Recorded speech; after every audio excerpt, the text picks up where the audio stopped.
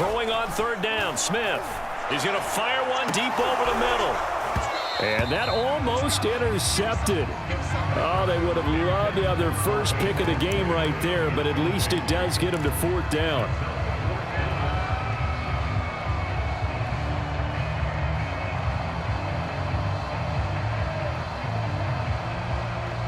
The offense staying out there. They look prepared to go here on 4th and 10.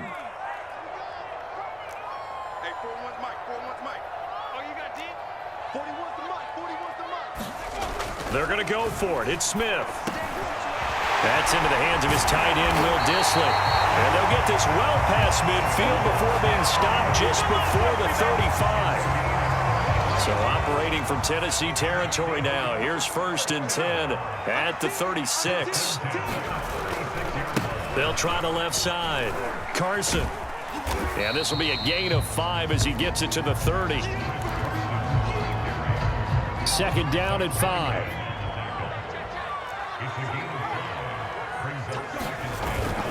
They stay on the ground. Again, it's Carson. And inside the 20 before he's brought down. That one definitely helps as they try to push the ball down the field here, trailing early in the 3rd quarter. And even though they're trailing, not abandoning the running game. People may call it an adjustment. I think it's just much more sticking to what works for you and continuing to have faith in it, and the running game is starting to pay off. 44 yards on the ground for him so far. And after that type of a run, there's some talking going on down on the field, but it's not trash talking. The guy who just carried the ball, he's going back and telling his offensive line, great job, keep it up, and we'll break that one soon. And this won't be enough to pick up the first. A gain of 2, 3rd and 1. Heavy set out there on 3rd and 1. Here's Carson. And he is in for the Seattle touchdown. Chris Carson, an 8-yard touchdown run. And the Seahawks are going to retake the lead. Well, they were looking to pick up the first down on 3rd and short. They got a little more than they bargained for, finding the end zone as well. And oftentimes in short yardage situations, you get a lot of defenders stacked near the line of scrimmage, partner. So if you can get past that first wave, there's usually room to roam, and he found it. And he'll get into the end zone, so that pushes the lead up to 4. So they go with the pass, and it works there on the 2-point try. Charles, just in general, what are your thoughts, passing versus running on 2-point conversion? Situational? It is situational, and you have to know your team. What is your strength? Because so many people think you have to throw the ball in a 2-point conversion, but the stats will tell you that running it is about as proficient. So know your team and go to your strength. And ultimately cannot get this out to the 25-yard line as he's dropped at the 23. The Titans offense set to begin the drive. And they'll be working from behind now following the touchdown a moment ago on the opening drive of the half. I think the guys right now, as they go out on offense, they're zeroing in on one big key. They don't have to do anything differently just because they're down on the scoreboard now. The intent, still the same in what they plan to do on offense. Henry again on 2nd down. And some room to maneuver.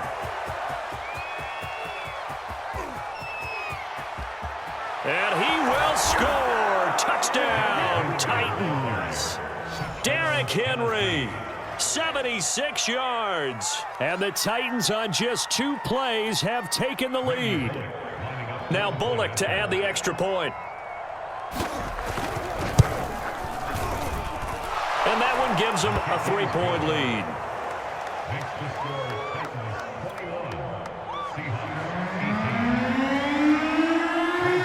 Now Bullock will send this one away after the touchdown.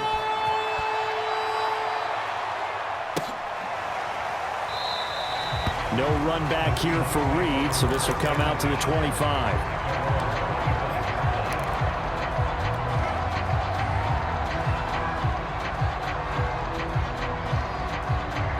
Here's the Seattle offense ready to get this drive underway. That last drive, it was a good mix. Run, pass, defense on their toes.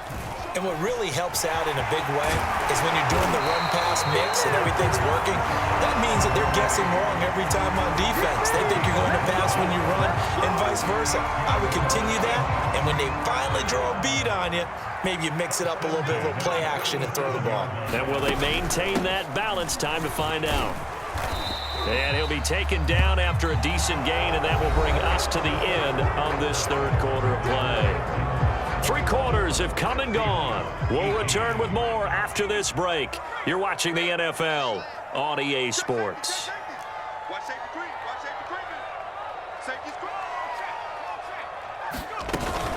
On second down, here's Penny. And he'll get it out to midfield. Looks like, yeah, they'll spot it right at midfield at the 50.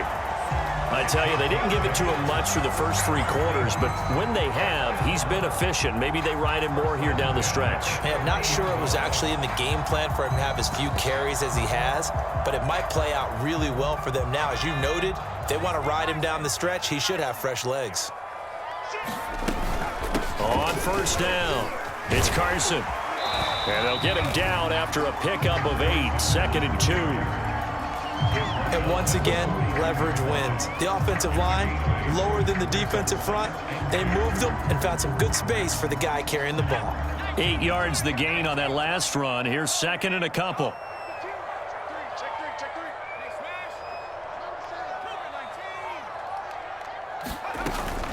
They run again with Carson. And they'll be inside the 35 now at the 34-yard line. 70 yards rushing for him now to this point. Another carry for their leader and a good one. It's crunch time. They'll need him to continue to be productive in both the run and passing game in order for them to try and snatch a victory.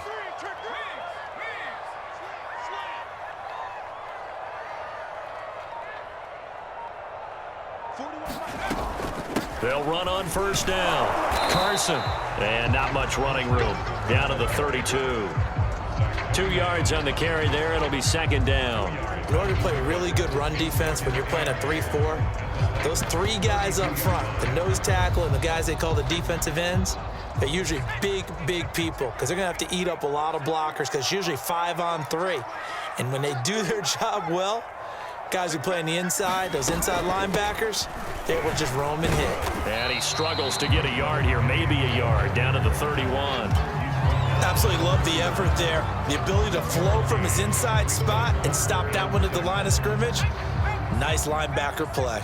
And if you're thinking field goal from here, it's 48 yards. I think they'd like to get him a little help now on 3rd down and move it closer. Here's Smith. He'll get this out wide to Penny. And he is going to have a Seahawks first down as they're able to get the 3rd down conversion. 3 points separating these two sides with 2 minutes left to go in the 4th. So it's Seahawk football as we march toward a conclusion. They come up on a 1st and 10, desperately needing a score here on what could be their final drive. And he stopped immediately there. Officially nothing on that last run. They'll try again 2nd and 10.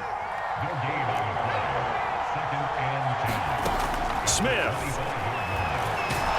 And he can't get a throw away. He's taken down. Zach Cunningham rolling in to get the sack. But enough takes to start to have a good drive. Quite like a big loss on a sack, does it? Now they're looking at a 3rd and long, and suddenly the momentum shifted to the other side of the football. And old Mo is a very, very fickle man. Now Smith. Catch is made by Metcalf. And all the way in, touchdown Seattle. DK Metcalf, 33 yards. And the Seahawks have once again taken the lead. Extra point up and through by Myers. And that will make this a 4-point game.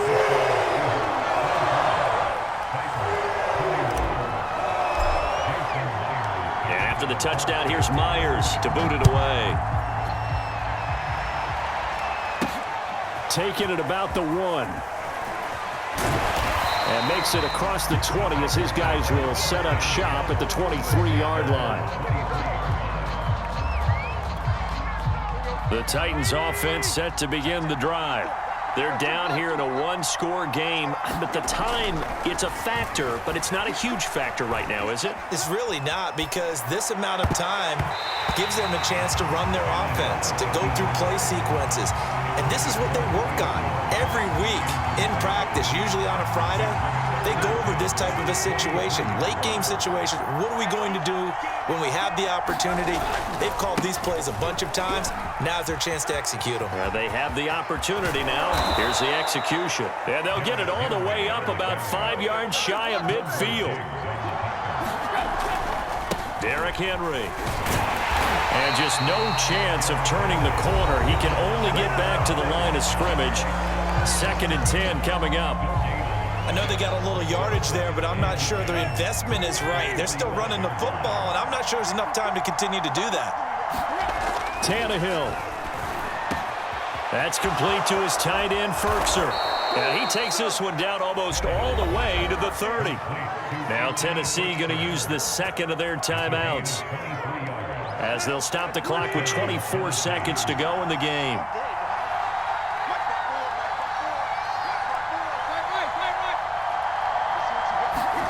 Now Tannehill. And that is incomplete. Similar to a shooter in basketball, just connected on the previous shot. They run another set for him on the next play. Now, we had a guy who made the catch. They tried to get the big one downfield, but came up empty. Here's Tannehill. And that is incomplete. So 17 seconds now on the clock here. Now we're in the situation where the quarterback's got to take full charge of his huddle. Got to totally command it, make sure all eyes are on him. All focus is locked in. Going to call multiple plays and go over different situations and scenarios to make sure everyone is on the same page. Now the Titans will use their third and final timeout, as they'll stop the clock with 12 seconds to go in the football game. 3 tight ends in the ball game here on 1st and 10. Tannehill to throw. This is caught, and he's across for the touchdown, and it's likely the game winner here in the closing stages. I think what we just saw in that drive, partner, is great practice, preparation, and poise. Not only did they score with little time left for them to retaliate, they chewed up enough time along the way while still getting the yardage they needed. That was an impressive drive. Very methodical, and now barring something crazy on the kickoff, they've got this one. Now Bullock will send this one away after the touchdown. Very short kick. This will be taken by one of the up men. And they're going to start this drive in pretty good shape as they get it up past the 30.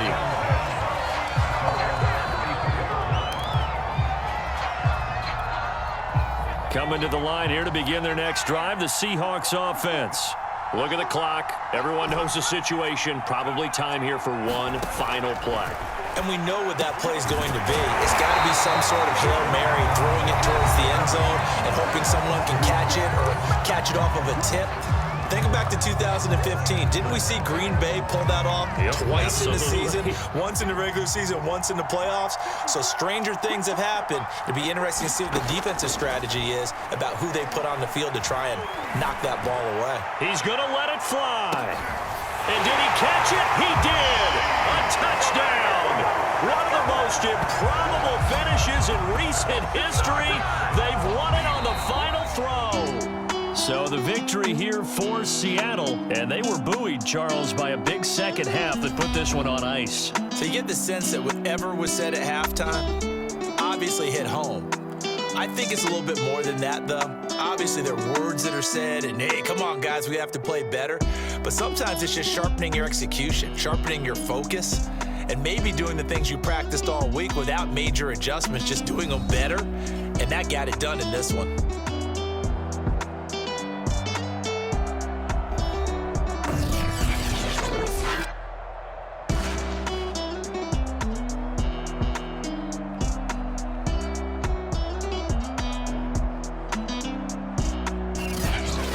So that'll do it for us. For my partner, Charles Davis, and all the hard-working men and women on our crew, I'm Brandon Gaudin. You've been watching the NFL right here on EA Sports.